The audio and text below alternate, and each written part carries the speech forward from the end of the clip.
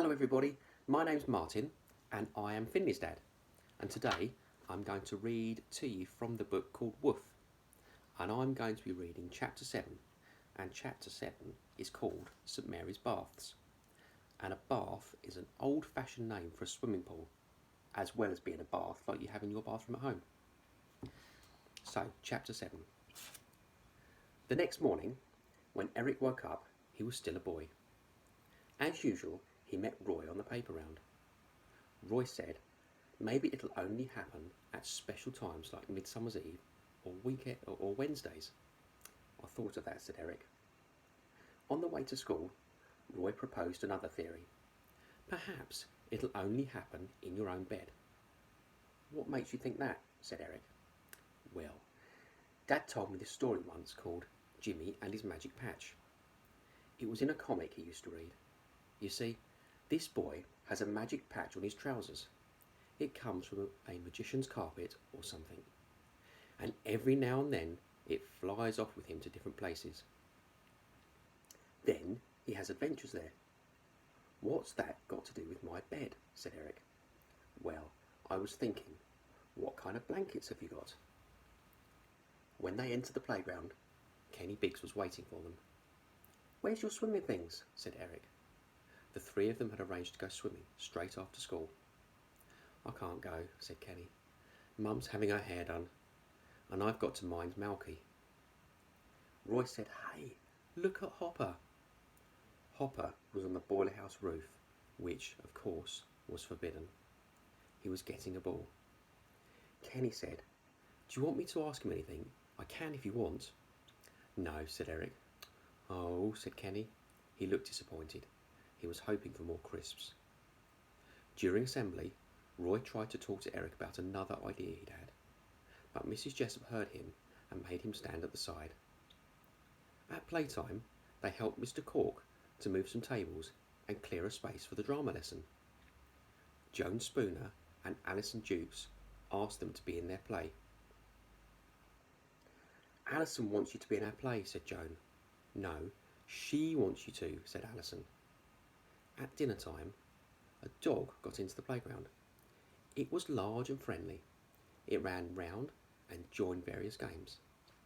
About 30 children tried to help the dinner ladies to catch it. About a dozen said they knew the dog and where it lived. They volunteered to take it home. Roy and Eric sat on the dustbins and watched the chase. Just think, said Roy, that could be you. When home time came, the children going on the school camp were given a letter and a list. The letter was about a meeting for the parents. The list was all the things the children needed to take with them. Eric and Roy read theirs on the way to the swimming baths. Roy said, it says here 4 pairs of socks. Who needs 4 pairs of socks? Comfortable walking boots, said Eric. Stamped addressed postcard, said Roy. Pocket money, said Eric. Hey, look at this. No more than £1. They were in the high street now. The wool shop where Mrs. Banks had a part-time job was close by. Friday was one of her days. £1? I need more than that, said Roy. It's in a field, you know. You can't spend money in a field.